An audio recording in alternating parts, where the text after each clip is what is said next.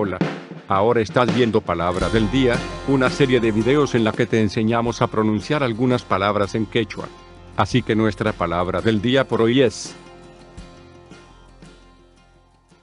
qoy, qoy, qoy,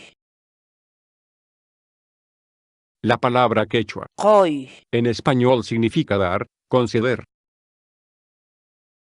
Por ejemplo, qoya, ama hina kaychu, qoway q'uñi t'antata. pruebe y descargue nuestros programas de corrección ortográfica en quechua, usando nuestra aplicación web y de escritorio. Dirígete a nuestro sitio web sc.hinantin.com.